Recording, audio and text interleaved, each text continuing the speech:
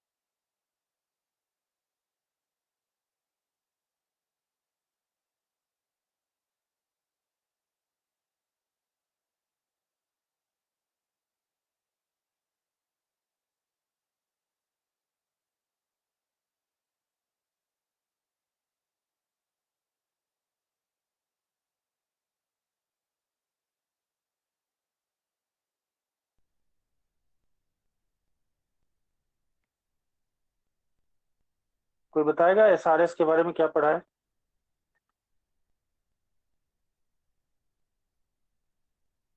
Sir एक software मतलब एक डॉक्यूमेंट होता है जिसके अंदर पूरा जो हमारा प्रोडक्ट होता है उसकी पूरी जानकारी होती है। इसके अंदर सब कुछ लिखा रहता है, पर्पस लिखा रहता है, और किस लिए बना रहे हैं, यूजर के लिए कैसे इजी होगा। और मतलब एक समझ लो एक रफली तो नहीं कह सकते कि एक रिटर्न वर्क हो सकता है ये कि हम कस्टमर कह रहा हूँ, क्लाइंट को क्या देंगे बना के क्या उसके। सॉफ्टवेयर यहाँ तक डेवलप हो चुका होता है? नहीं सर, यहाँ डेवलप नहीं होता है ना। नहीं, यहाँ तो अभी सिर्फ हम वो लिख रहे हैं कि उसमें क्या क्या आएगा, क्या स्पेसिफिकेशन है, कितना सॉफ्टवेयर, वो किस किस सॉफ्टवेयर में काम करेगा व्हाट ये। Do mean by specification keyword? Specification का मीन्स क्या होता है?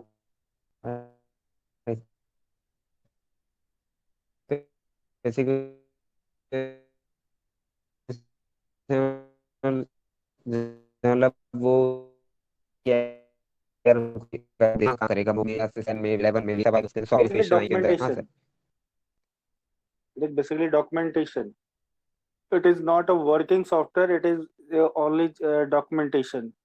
Documentation आपका सिस्टम रिक्वायरमेंट और सॉफ्टवेयर रिक्वायरमेंट्स, यही है ना। जैसे अभी आप जी, सिनॉप्सिस वर्क करोगे तो सिनॉप्सिस वर्क में आप क्या बनाओगे? वही डॉक्यूमेंटेशन बताएंगे सबका। डॉक्यूमेंट ही बनेगा एक तरीके का हमारा, जो जो भी वेबसाइट पे हम काम करेंगे। हाँ, तो आप रिक्वायरमेंट को पहले फ्रीज करोगे ना। जी सर। हमने अभी आपको प्रोटोटाइप मॉडल बताया था जिसमें हमने बताया कि रिक्वायरमेंट पहले हम फ्रीज कर लेते हैं कि जो this is the last level of requirement, उसके बाद हम डेवलपमेंट शुरू करते हैं।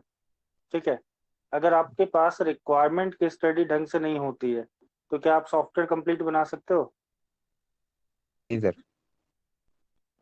नहीं बनेगा ना। नहीं बनेगा सर। तो देखो, SRS को हम बोलते हैं सॉफ्टवेयर रिक्वायरमेंट और सिस्टम रिक्वायरमेंट स्पेसिफिकेशन। ठीक है। Which describes the purpose. ठीक है, क्या पर्पस है उसको करने का। ठीक है। जो मेजर मॉड्यूल्स हैं उसके डिस्क्रिप्शन। ठीक है। तो ओवरऑल जो भी रिक्वायरमेंट स्टडी आप करते हो वो आप SRS के अंदर जाके पुट करते हो। ठीक है। तो SRS का हमारा रोल क्या होता है फर्दर फ्यूचर में, हमें क्या हेल्पफुल होगा ये?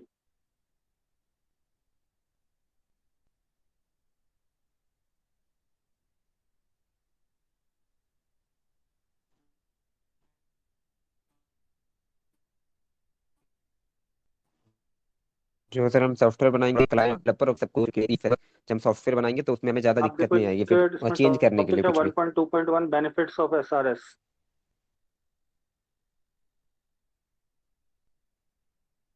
जी सर। इसमें देखो क्या लिखा है, form the basis of agreement between customer and supplier about the software functionality. यहाँ एक एग्रीमेंट होता है ना कस्टमर और इसके बीच में। ठीक है। जी सर। कि हम ये चीजें करने वाले, ये सॉफ्टवेयर की फंक्शनैलिटी होगी, तो उसका एक एग्रीमेंट साइन होगा। ओके ठीक है, then optimize development effort, schedule estimation, ये भी आप उसके अंदर लिखते हो। ठीक है, शेड्यूल उसका होगा, इसको भी मैं एस्टिमेट कर सकते हैं। ठीक है, जी then form basis for verification and validation. ठीक है, अब आपने रिक्वायरमेंट उसमें लिख रखी है सॉफ्ट एसआरएस के अंदर, तो आपको क्या है, अगर कुछ वेरीफाई करना है या वैलिडेट करना है, ठीक है, तो वो आपको एक क्या है, बना हुआ डॉक्यूमेंट देगा, जिसके थ्रू आप जाके वेरीफाई वैलिडेट कर सकते हो कि आपकी रिक्वायरमेंट कंप्लीट हो रही है या नहीं हो रही है। ठीक है, देन हेल्प सॉफ्टवेयर पोर्टेबिलिटी इन इंस्टॉलेशन। अब आपको अभी जैसे आपने बताया कि हम इस एनवायरनमेंट में रन करना चाहते हैं, जी इसकी डिस्क्रिप्शन कहाँ मिलेगी? SRS में। एसआरएस में मिलेगी। इंस्टॉल कैसे करेंगे? ठीक है, तो यस इंस्टॉलेशन सर। का उसमें गाइडलाइन होगा, जैसे आप देखते हो यूजर मैनुअल आपको मिलता है, डॉक्यूमेंटेशन ही मिलता है ना वो सब। ठीक है, हाँ that is basically documentation, technical manual हो, यूजर मैनुअल हो, तो क्या होता है, किसी प्रोडक्ट को हम कैसे यूज करते हैं। ठीक है, जैसे एक मोबाइल का आप डब्बा खोलते हो, जब मोबाइल आप परचेज करते हो, तो कंपनी नहीं आती ना आपके घर पे, आप उसके स्पेसिफिकेशन को देख के समझ जाते हो कि इसके अंदर क्या क्या क्या कितने यूनिट्स हैं। ठीक है, आपको ईयरफोन मिल रहा है, चार्जर मिल रहा है, वो सारा कुछ लिखा होता है। उसके बाद उसके अंदर एक छोटी सी बुकलेट मिलती है। User manual. ठीक है, यूजर मैनुअल, जिसको देख के यूजर एक एवरेज अंडरस्टैंडिंग से समझ सकता है चार्जिंग पॉइंट ये होगा, ठीक है, सिम यहाँ पर लगेगा। ठीक है, तो कंपनी को आने की जरूरत नहीं है ना। नहीं।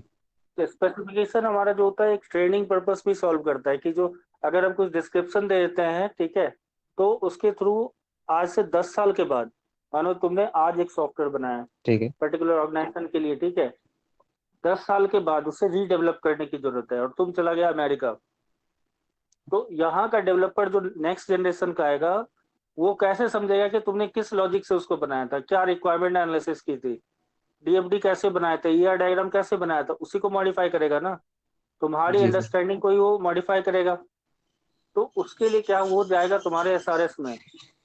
ठीक है, तुम्हारे रिक्वायरमेंट स्टडी को पढ़ेगा, डीएफडी के फ्लोज को देखेगा,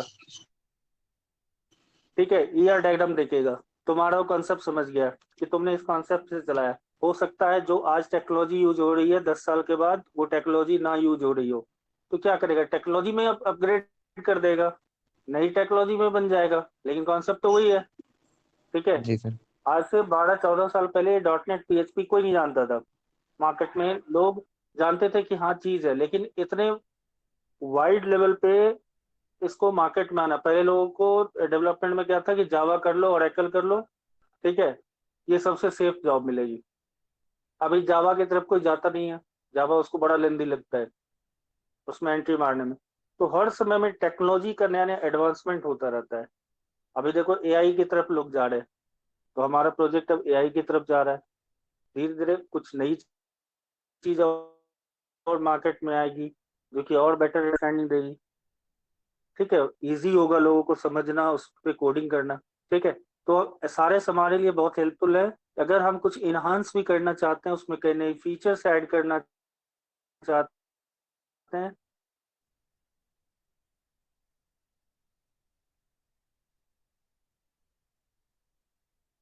हम रिक्वायरमेंट स्टडी फेज में जाके वहां पर रिक्वायरमेंट जहाँ पे लिखा है उसके अकॉर्डिंग देखेंगे जिसकी जरूरत है, तो हम सॉफ्टवेयर मॉडिफाई कर सकते हैं। क्लियर है? Benefit of SRS. जी सर।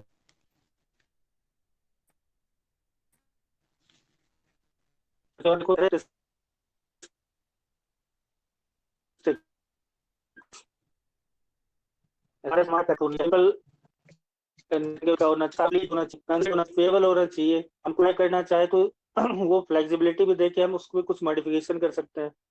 ठीक है, तो ये हमारे करेक्टरिस्टिक्स के सारे इसके अंदर होने चाहिए कि अगर हम कोई चेंज करना चाहे, कुछ वेरीफाई करना चाहे, ठीक है, तो इजीली हमारा हो जाए। ठीक है, जी सर। अब देखो इसमें 1.2.6 अगर ब्लॉक सामने है तो उसको टिक मार्क कर लो। ठीक है, यहाँ से एसआरएस का स्ट्रक्चर शुरू होता है। ठीक है, और ब्लॉक ओके सर। सामने नहीं है तो कॉपी में कहीं पे साइड में लिख लो 1.2.6 से हमें स्टार्ट करना है। ठीक है, ओके। ये सर। वो तो हो गया हमारा छोटा पार्ट। कैरेक्टरिस्टिक्स क्या है, बेनिफिट क्या है, ठीक है, हम फॉर्मेट में हमेशा लिखते कैसे हैं, ठीक है। सबसे पहला पार्ट होता है इंट्रोडक्शन। इंट्रोडक्शन क्या होता है?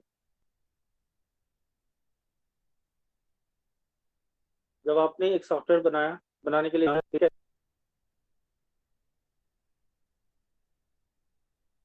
एक आपने सेलेक्ट किया, ठीक है, select किया, अब क्या करोगे बताओगे? क्या है? सबसे पहले पर्पस से बना रहे हो, और किसके लिए बना रहे हो, ठीक है। This explain the mean and the intentions of the SRS. तुम स्पेसिफिक ग्रुप के लिए बना रहे हो, वो सबको बेनिफिट दे। अब रेलवे बनाओगे तो रेलवे का तो सबको ये सब यूज करेंगे, ठीक है।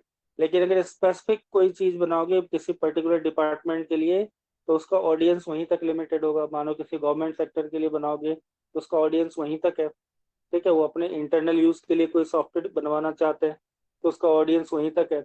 लेकिन अगर इसको आप वाइड लेवल पे करते हो, ऑल ओवर इंडिया के लोग एक ऐप के थ्रू कुछ कनेक्ट हो रहे गवर्नमेंट के साइट पे, देन आपको ये सोच के चलना होगा, ऐसे हिंदी में भी रखते हैं, इंग्लिश में भी रखते हैं, उर्दू में भी रखते हैं, रीजनल लैंग्वेजेस का भी आपको सिलेक्शन करके चलना होगा, ठीक है। देन स्कोप, क्या स्कोप है इसका? It provides pointed brief description of high level functionality of the software and explain the broad goals of the intended software। अब यहाँ पर आप बताओगे गोल क्या है आपके सॉफ्टवेयर का, ठीक है। आप बताओगे पहले ऐसा सिस्टम चलता था। देखो सबसे बढ़िया तरीका होता है इंट्रोडक्शन को एक्सप्लेन करने का। पहले पहला 2-3 लाइन लिखो कि तुम्हारा सॉफ्टवेयर किस चीज पे बनने वाला है, क्या टॉपिक है। उसके बाद बताओ कि ओल्ड क्या चलता था और अब हम जब बनाएंगे तो क्या क्या चीजें नई ऐड होगी। तभी डेवलपमेंट कर रहे हो ना। मानो कि पहले पेपर बेस्ड ऑफिस चलता था, उसको ऑटोमेटेड ऑफिस कर दिया गया, तो क्या क्या बेनिफिट हुआ? पेपर गायब हो गया, ठीक है। अब मेल वेल शुरू हो गया, अब तुम्हें ऑफिस में फाइल्स कम दिखेगी, ठीक है। अब एग्रीमेंट पेपर से दिखते हैं, नहीं तो फाइल्स गायब हो गए, अब सब स्कैन करके सब पीडीएफ फाइल में जो है स्टोर्ड है, ठीक है। तो ये बेनिफिट हो सकता है। तो आप एक स्कोप इसका सोच के चलोगे कि क्या इसका ब्रॉड गोल है, इसको करने के बाद क्या बेनिफिट होने वाला है। उसके बाद कुछ डेफिनेशन एक्रोनिम्स जो भी यूज करते हो आप, शॉर्टकट जैसे आप यूज करते हो शॉर्टकट फॉर्म, जैसे एसआरएस आप यूज करते हो सॉफ्टवेयर रिक्वायरमेंट स्पेसिफिकेशन के लिए, डीएफडी यूज करते हो डेटा फ्लो डायग्राम के लिए। तो आप क्या एक्रोनिम्स एब्रिविएशन का वहां पर यूज करना चाह रहे हो, या अपने सॉफ्टवेयर में ही किसी एक पार्ट का नाम शॉर्ट करके बताना चाहते हो तो डेफिनेशंस में वहां डाल देते हैं। कि मानो कि 10 साल के बाद कोई बंदा देखेगा कि तुमने लिखा है LIS, लाइब्रेरी इंफॉर्मेशन सिस्टम, तो what is the mean of LIS। तो वो वहां जाएगा, वहां देख लेगा कि LIS के लिए इसने लाइब्रेरी इंफॉर्मेशन सिस्टम यूज किया है, तो उसकी अंडरस्टैंडिंग क्लियर हो जाएगी, ठीक है। उसके बाद है जनरल डिस्क्रिप्शन। जनरल डिस्क्रिप्शन में हम आ जाते हैं, उसके मॉड्यूल का डिस्क्रिप्शन करते हैं, ठीक है। ठीक है, मॉड्यूल डिस्क्रिप्शन होता है कितने मॉड्यूल में आपने उसको डिवाइड किया है। तो product perspective, the product interface and the relationship with the other products. It provide the operational details and business ownership for the product. उसका फंक्शनैलिटी होती है, जैसे प्रोडक्ट फंक्शन क्या फंक्शन करता है, यूजर लॉगिन बनाओगे, कस्टमर लॉगिन बनाओगे, ठीक है, कैसे उनके बीच में फॉर्म्स के बीच में इंटरेक्शन होगा, ये वहां पर बताएंगे। देन यूजर कैरेक्टरिस्टिक्स, ठीक है, कौन इसको यूज कर रहा है, ठीक है, उसका ट्रेनिंग रिक्वायरमेंट है या नहीं है, बैकग्राउंड क्या है, डेमोग्राफिक डिटेल क्या है, टेक्निकल एक्सपर्टीज क्या है, एजुकेशनल बैकग्राउंड क्या है। जो सॉफ्टवेयर तुम बना रहे हो, ये जनरल पर्पस बना रहे हो या स्पेसिफिक पर्पस बना रहे हो, ठीक है।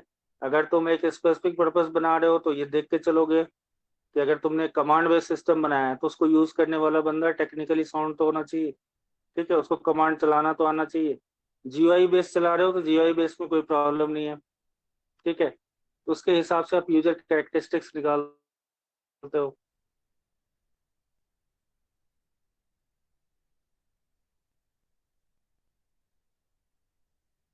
देन उसके बाद आता है हमारा specific requirement. This section provide in-depth detail about the function and functional and non-functional requirements. यह फंक्शनल और नॉन फंक्शनल रिक्वायरमेंट की स्टडी होती है, ठीक है, हमारे सिस्टम में क्या क्या फंक्शनल और नॉन फंक्शनल रिक्वायरमेंट्स हैं, ठीक है। तो ये 3 सेक्शन आपको देखना है, ठीक है, ये इसका एक जनरल फॉर्मेट है। अब इसको जब आप एग्जाम्पल के थ्रू भी बताऊंगा तब ये क्लियर होगा, अभी बोरिंग होगा ऊपर के टॉपिक्स को देखना। अब आ जाओ 1.4 केस स्टडी, ठीक है। केस स्टडी के बारे में उज्जवल बताएगा, इसको रीडिंग मारो।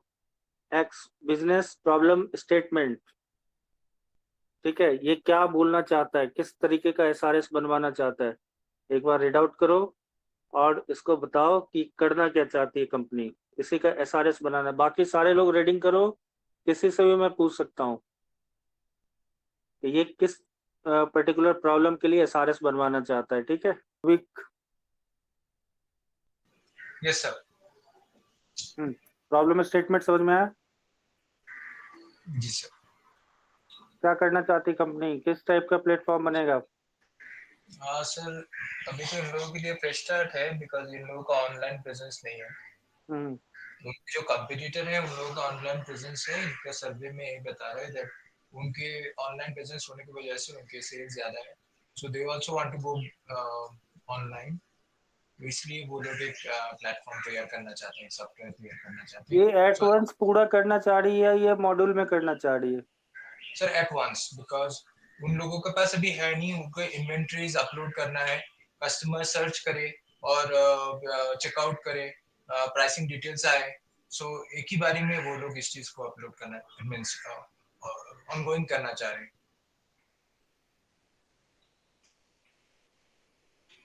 ओके, तो मतलब वो एक ही बार में पूरा सिस्टम चेंज कर देगा?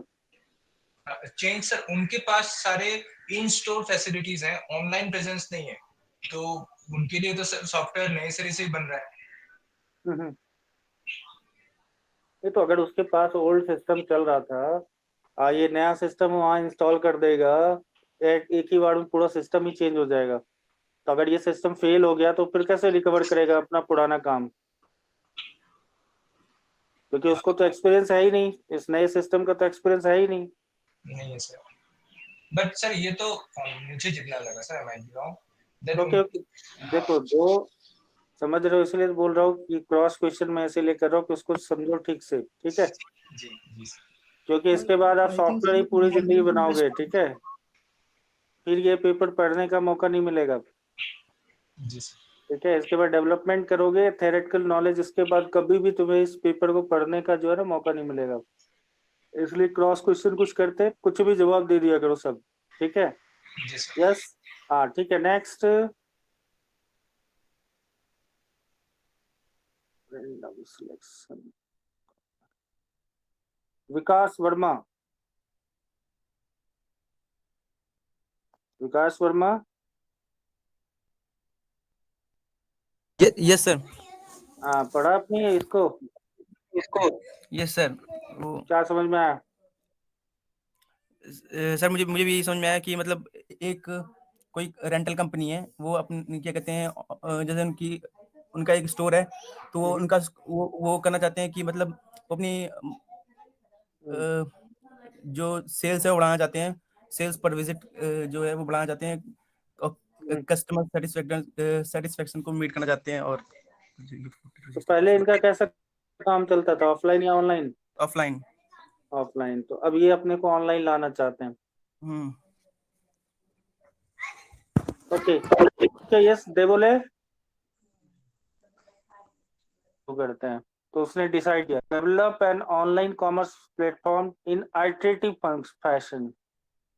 आइटरेटिव फैशन का मतलब क्या हो गया, एक बार में नहीं करना है, कुछ कुछ मॉड्यूल करके उसको जोड़ते जाना है, ठीक है। आइटरेटिव फैशन का मतलब होता है कि हम इसको बार बार धीरे धीरे धीरे धीरे करके आगे बढ़ाते जाएंगे, ठीक है।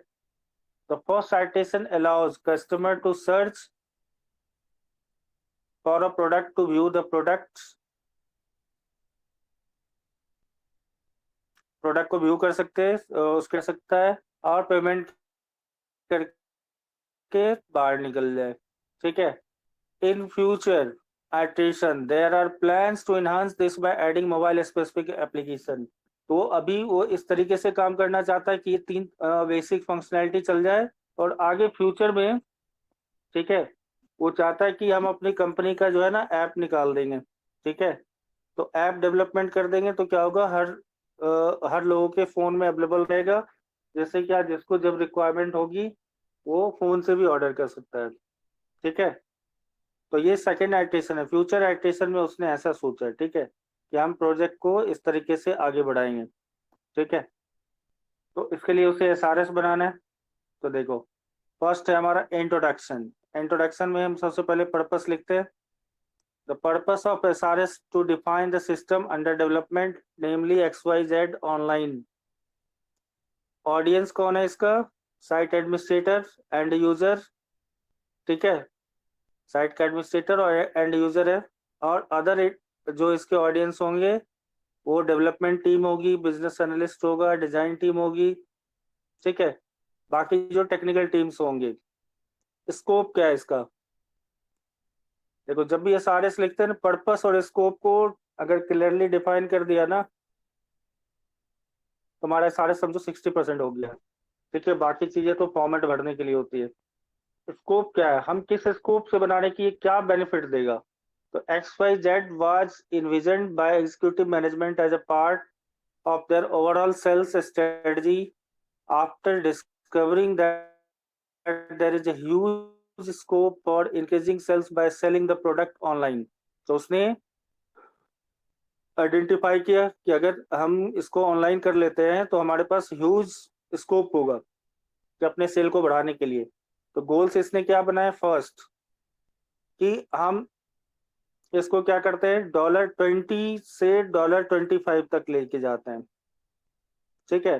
पर विजिट जो हमारा $20 चल रहा है, $20 का, ठीक है, यहाँ पर हम इसको इंक्रीज करके $25 तक ले जाएंगे फर्स्ट ईयर में।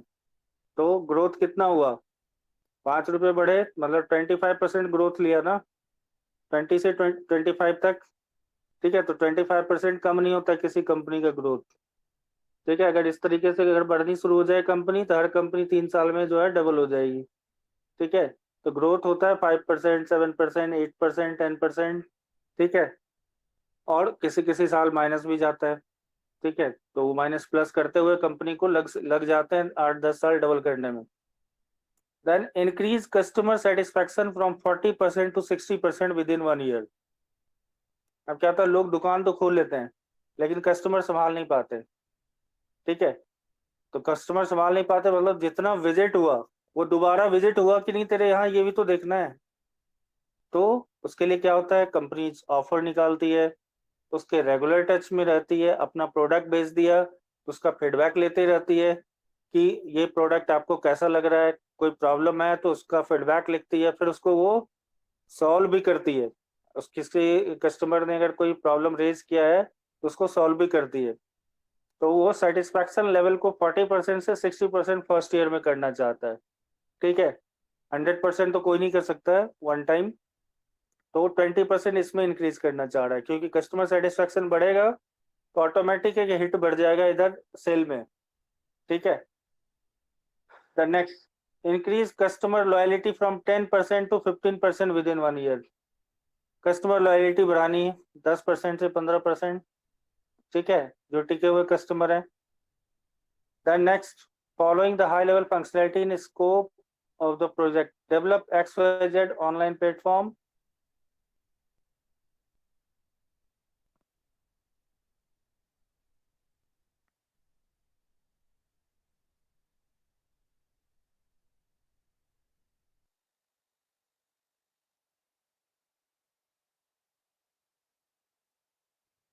ज्यादा I okay, and develop XYZ online platform for end customers.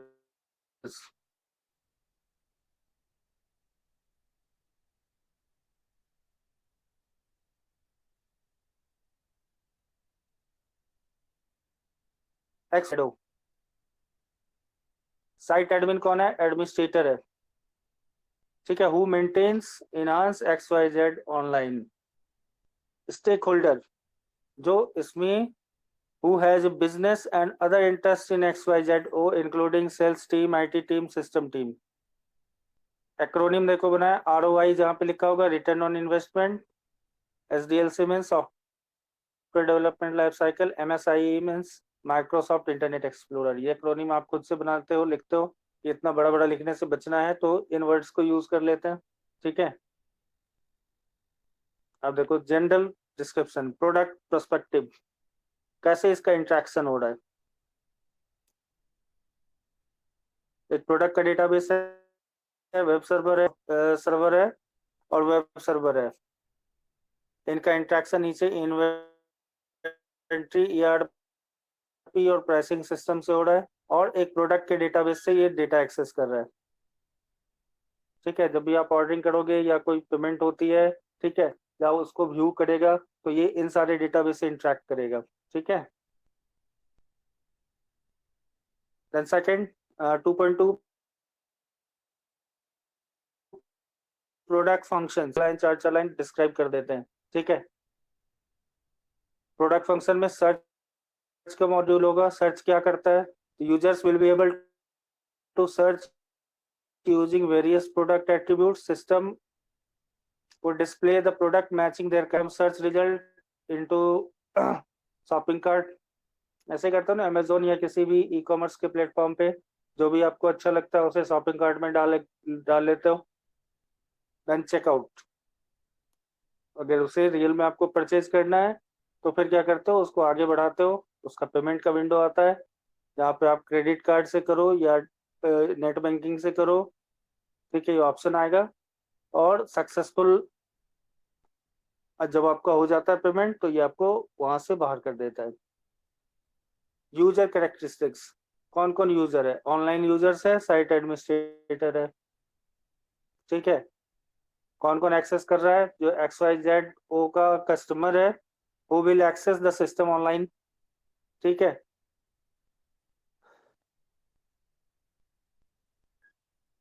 Next है साइट एडमिनिस्ट्रेटर, जो इसको मेंटेन करता है पूरे वेबसाइट को।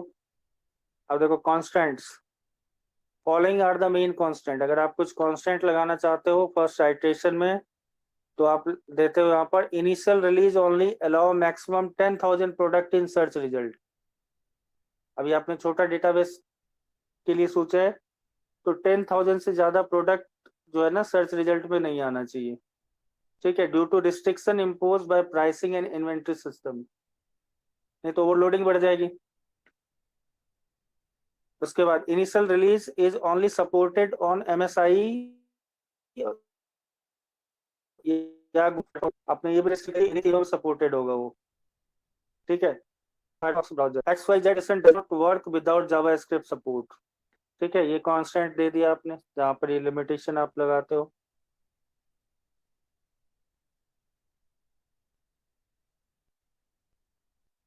अब देखो एक्सटर्नल इंटरफेस, अब लॉगिन पेज क्या करता है, अब इसकी फंक्शनैलिटी आप एक एक करके देखोगे। लॉगिन पेज क्या करता है, ऑथेंटिकेट करेगा यूजर को, नई रजिस्ट्रेशन बनानी है, पासवर्ड उसका फॉरगॉट हो गया, forgot user ID, forgot password, ये लॉगिन पेज में ये सारी फंक्शनैलिटी होती है। प्रोडक्ट सर्च पेज, प्रोडक्ट के नेम से उसको हम सर्च कर सकते हैं, प्रोडक्ट की कैटेगरी से सर्च कर सकते हैं, ठीक है। सर्च रिजल्ट पेज, ये इसके जस्ट बाद आएगा सर्च पेज, जैसे ही आप क्लिक करोगे इसका रिजल्ट नेक्स्ट पेज पे जाएगा सर्च रिजल्ट में। शॉपिंग कार्ट पेज, यहाँ पे शॉपिंग कार्ट से रिलेटेड इंफॉर्मेशन होगी कि टोटल अमाउंट कितना हुआ एंड उसको पे करो and allow the user to checkout, ठीक है। देन चेकआउट पेज क्या करेगा, allow the user to purchase the product using credit debit card और using PayPal account, it should be integrated with payment gateway and display the order detail after successful payment, ठीक है। तो ये 3-4 functionality basic है कि आपने login किया, search किया, ठीक है, शॉपिंग कार्ट में डाला, ठीक है, और चेकआउट हो गए, ठीक है, चेकआउट हो गए।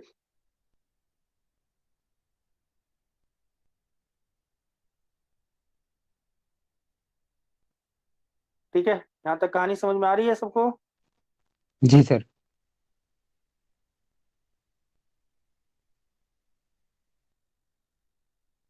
अब देखो यहाँ है फंक्शनल रिक्वायरमेंट्स जिसकी स्टडी हम करते हैं।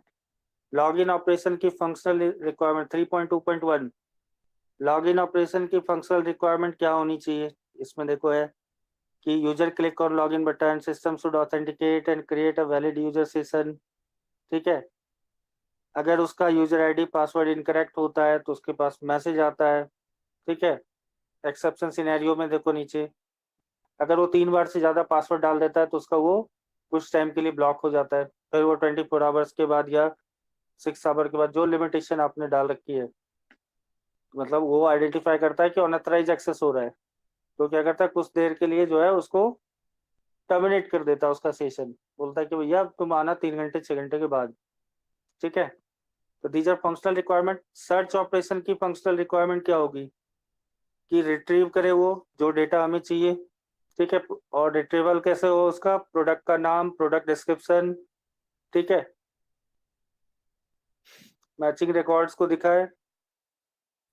एक्सेप्शन सिनेरियो में क्या करेगा, डिस्प्ले नो प्रोडक्ट फाउंड। ठीक है, डिस्प्ले नो प्रोडक्ट फाउंड मतलब कोई ऐसा अपने प्रोडक्ट डाल दिया जो उनके लिस्ट में नहीं है, तो एक मैसेज वहां से आना चाहिए कि जो प्रोडक्ट जो आप क्राइटेरिया में डाल रहे हो ये हमारे पास नहीं है। ऐसे शॉपिंग कार्ट ऑपरेशन का होता है, चेकआउट, ऐसे इसमें रिक्वायरमेंट्स को हम लिखते हैं। ठीक है, इसके बाद देखो सबसे लास्ट है जो आपको समझना चाहिए, वो है performance requirement. All pages should load within 2 second throughout the US region. 2 second में लोड हो जाना चाहिए। Search result should be displayed within 1 second. Checkout should happen within 5 second after providing payment information. तब बोलोगे ना कि fast system है। ठीक है, नहीं तो क्या है कि आप एक पेज खुल नहीं रहा है, लोड भी नहीं हो रहा है, सर्च भी नहीं हो रहा है और पेमेंट विंडो पे भी लटक रहा है जाके। ठीक है, तो आप बोलोगे कैसा वेबसाइट है, तो उस कंपनी की वेबसाइट पे हम पेमेंट नहीं करेंगे।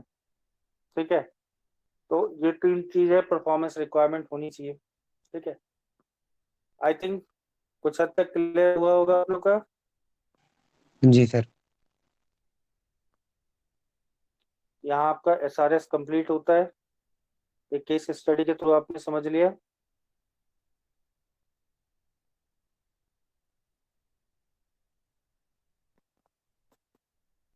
अब SRS बना सकते हो खुद से। हाँ सर, मतलब ट्राई कर सकते हैं, पूरा प्रॉपर तो नहीं बनेगा पर बन जाएगा। प्रॉपर तो बनाना है ना, एग्जाम तो आ ही रहा है। जी जी सर, प्रैक्टिस करनी पड़ेगी ना अभी थोड़ा। हाँ हाँ, प्रैक्टिस करना है, बहुत टाइम है। जी सर, वही। टाइम की कमी नहीं है हमारे पास, टाइम हमारे पास इस पेपर को पढ़ने के लिए बहुत टाइम है। हो जाएगा सर ठीक है, पूरा। बाकी लोग जी के सर। समझ में आ रहा है।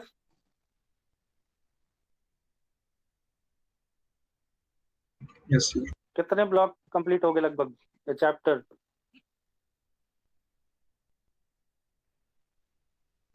कल सर ब्लॉक हो गया था ये, ओएसआई वाला, ओएसआई और सर टीपी वाला हो थर्ड गया और था। फर्स्ट हुआ शायद। क्या हो गया, बोलो। सर थर्ड या फर्स्ट ब्लॉक। फर्स्ट ब्लॉक अभी खत्म नहीं सर, हमारा फर्स्ट तो अभी है ना। में जो आप SRS पढ़ा रहे हैं और बाकी थर्ड में वो। थर्ड तो लगभग हो ही गया, थर्ड में तो अब कुछ है ही नहीं। हम्म, ठीक है, थर्ड तो कंप्लीट है। सेकंड में एक चैप्टर बचा होगा, यही function oriented object oriented design होगा। ठीक है, बस यही 3-4 चैप्टर हैं, इसको आराम से तसल्ली से पढ़ो। ठीक है, SRS लिख लो कुछ क्वेश्चन का करने के लिए।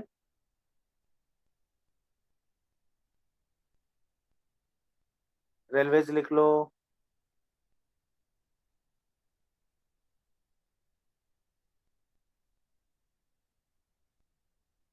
लाइब्रेरी मैनेजमेंट सिस्टम लिख लो। ये सब इग्नू एग्जाम में भी प्रीवियस ईयर क्वेश्चन पेपर में देखोगे ना, उसमें आया हुआ क्वेश्चन ये सब है।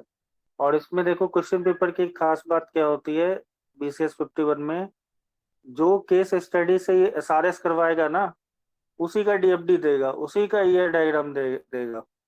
वो बोले क्वेश्चन 1 के A में जो SRS में क्वेश्चन था, इसी सिस्टम का DFD बनाओ, इसी का ईयर डायग्राम बनाओ, इसी का गैंट चार्ट बनाओ, इसी का यूज केस डायग्राम बनाओ। ठीक है, तो एक स्टडी अगर आपकी खराब हो गई ना पहली, तो 50 मार्क्स पे वो आपकी एनालिसिस चली जाएगी। ठीक है, इसलिए उसका एसआरएस वाला पार्ट अगर बढ़िया से कर लिया ना तो बाकी सब बन जाएगा। ठीक है, तो क्वेश्चन प्रीवियस ईयर निकाल के देखना शुरू कर दो, जितना बता दिया हो ना इतने में 60-70 नंबर मार दोगे। ठीक है, अब इसमें हम लोग नेक्स्ट डिस्कशन जो करेंगे, पहले लिख लो इसके बारे में। एक हो गया लाइब्रेरी इंफॉर्मेशन सिस्टम,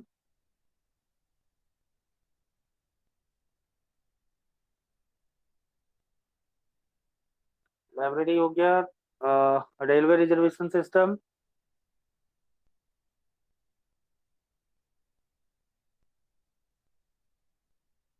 जी सर, आगे।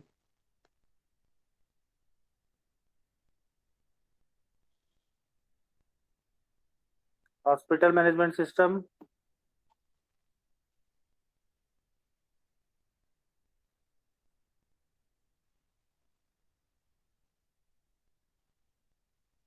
जी सर, नेक्स्ट। हाँ बता रहा हूँ, यूनिवर्सिटी रजिस्ट्रेशन सिस्टम या एडमिशन सिस्टम, यूनिवर्सिटी एडमिशन। ये भी क्वेश्चन आया हुआ है प्रीवियस ईयर क्वेश्चन पेपर में, देखना ये भी क्वेश्चन आया हुआ है।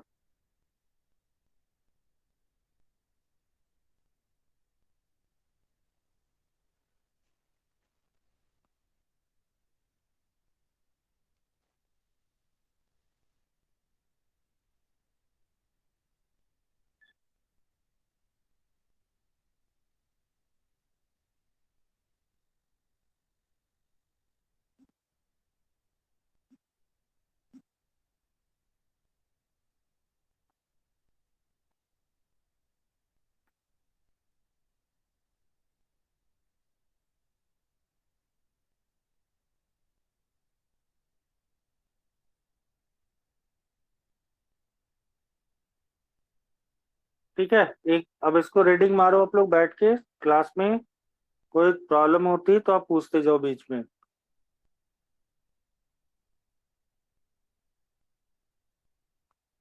और एक एसआरएस बनाने की कोशिश करो, जब बन जाए तो भेज देना मेरे पास। सर हम्म। सर ये वेबसाइट के लिए भी सेम ही होता है ना सर, ऐसा ही तो वेबसाइट का ही तो बनाया ना एसआरएस, जी जी। या ऑनलाइन का ही तो बना रहे हो ना। हाँ जी सर। रिक्वायरमेंट लिखना है, चाहे वेबसाइट हो या किसी चीज का भी हो, आप सिस्टम की रिक्वायरमेंट लिखो, उसी का डॉक्यूमेंट। स्पेसिफिकेशन का मतलब ही होता है डॉक्यूमेंटेशन। अगर लिखा हुआ है डिजाइन स्पेसिफिकेशन तो मतलब डिजाइन से रिलेटेड डॉक्यूमेंट का वो स्पेसिफिकेशन है। ठीक है, मतलब उसकी डिटेल है, डिजाइन का डॉक्यूमेंट है, मतलब आपने कैसे कैसे डिजाइन किया है, क्या क्या आप सोच के उसको चले हो, उसको अगर डॉक्यूमेंट के फॉर्म में लिखते हो, ठीक है, तो वो हो जाता है स्पेसिफिकेशन। जैसे लेके कोड स्पेसिफिकेशन, आप कोडिंग की डिटेल लिखते हो कि कैसे कैसे आपने लॉजिक उसमें लगाया, क्या क्या लॉजिक पे वो वर्क कर रहा है, अगर उसको स्पेसिफाई कहीं करते हो तो दैट इज कॉल्ड डॉक्यूमेंटेशन। ऐसे ही होता है सिस्टम स्पेसिफिकेशन, सिस्टम की ओवरऑल डिटेल, वो सिस्टम स्पेसिफिकेशन है। प्रोडक्ट स्पेसिफिकेशन, प्रोडक्ट की डिटेल है वो इन डॉक्यूमेंट फॉर्म, रिटन फॉर्म में। ठीक है, यस।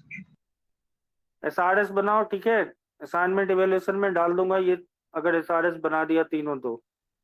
ठीक है, इसको ऐड करके 10 नंबर सबको एक्स्ट्रा मिलेगा, ये तीनों अपडेट करके दो, क्योंकि अभी जो बनाया होगा सबने इधर उधर का टेप टाप के लिख दिया होगा। ठीक है, ओके सर।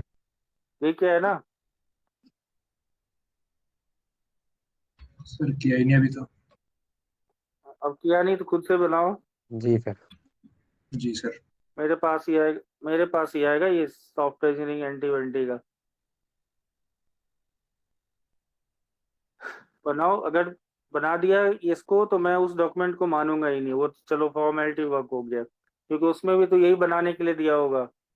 एक एसआरएस कोई होगा, कोई टॉपिक, क्या टॉपिक है? Online shopping system.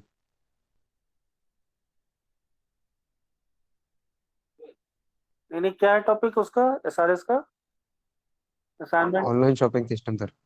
Online shopping है या रेलवे है? सर असाइनमेंट की पूछ रहे हो आप? हाँ असाइनमेंट। नहीं नहीं सर, मैं तो सिनोपेस के बारे में बोल रहा। नहीं सर रेलवे ये डिवीजन। रेलवे ही है ना? जी सर, रेलवे। और क्या उसमें ऐड किया है? रेलवे का SRS बना रहा है, DFD या डायग्राम बनवा रहा है? 2-3 क्वेश्चन दिए होंगे, एक होगा कोई कोड वर्ड लिखने का दिया होगा। सर एक कॉस्ट एंड एफर्ट भी है, क्या है? Estimating cost and effort for a software project. कैसे किया कॉस्ट एस्टिमेट? Yes sir. कैसे करते कॉस्ट एस्टिमेट चांदनी? सर कॉस्ट एस्टिमेट उसके पूरे डिजाइन का जितना भी अप्रोक्सीमेट कॉस्ट आएगा वो और उसके ऑपरेटिंग कॉस्ट उन सबको मिला के बताया जाता तो कोई मॉडल वॉडल काम करता होगा ना? है। जी सर। लिख लो कहीं साइड में। कॉस्ट एस्टिमेशन का मॉडल होता है COCOMO model, COCOMO, COCOMO model, Putnam model, PUTNAM, और एक होता है स्टैटिस्टिकल मॉडल। ये MCA वाला जो है ना, सॉफ्टवेयर इंजीनियरिंग का ब्लॉग अगर मिल जाए वो डाउनलोड कर सकते हो, तो उसमें जो है ना इनके बारे में डिस्क्रिप्शन मिल जाएगा। ठीक है, ऐसे भी गूगल सर्च मारोगे थोड़ा बहुत डेटा मिल जाएगा। कभी कभी प्रोजेक्ट के वाइवा में भी पूछ देते हैं, लेकिन BCA के सिलेबस में डाला भी नहीं है, तब भी क्या है ना पूछ देगा कोकोमो मॉडल क्या होता है। कोकोमो का फुल फॉर्म होता है कॉस्ट कंस्ट्रक्टिव मॉडल। ठीक है, यस सर। कॉस्ट एस्टिमेशन के लिए इस मॉडल को यूज करते हैं कि हमारे प्रोजेक्ट में ओवरऑल कॉस्टिंग कितनी होगी। तो यहाँ पे क्या होता है, पर 1000 लाइन ऑफ कोड के हिसाब से कितना मैन पावर का खर्च हो रहा है, इसके हिसाब से कैलकुलेशन के लिए एक फॉर्मूला सेट होता है।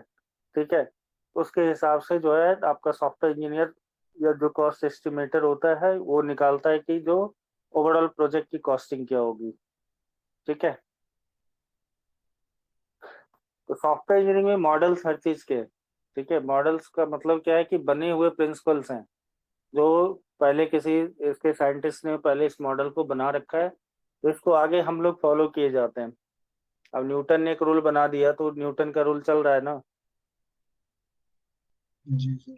तो ऐसे ही होता है, जो साइंटिस्ट जो रूल दे के जाते हैं फिर उसके हिसाब से हमें बस केवल रिक्वायरमेंट डालनी होती है। तो ये COCOMO model, Putnam model, stat model उसी के लिए यूज होता है। ठीक है, जी सर। तो इसको बनाइए आप लोग, अभी इसमें थोड़ा सा प्रैक्टिस वर्क कर लीजिए क्लास में। ठीक है, कल की क्लास में फिर मैं अगला टॉपिक कराऊंगा, रिस्क मैनेजमेंट है, ऑब्जेक्ट ओरिएंटेड मॉडलिंग है, फंक्शन ओरिएंटेड मॉडलिंग। आराम से पढ़ो, बहुत क्लास है, बीच में डिस्कशन का हम रखेंगे, सिलेबस तो पहले ही खत्म हो जाएगा। ठीक है, सिलेबस पहले खत्म हो जाएगा, आराम से पढ़ो, जो दिक्कत होगा पूछते जाना। क्लास में अटेंडेंस मार्क कर दो रोज का। ठीक है, और बाकी पेपर्स अपना पढ़ते रहो बीच में। ठीक है। जी सर।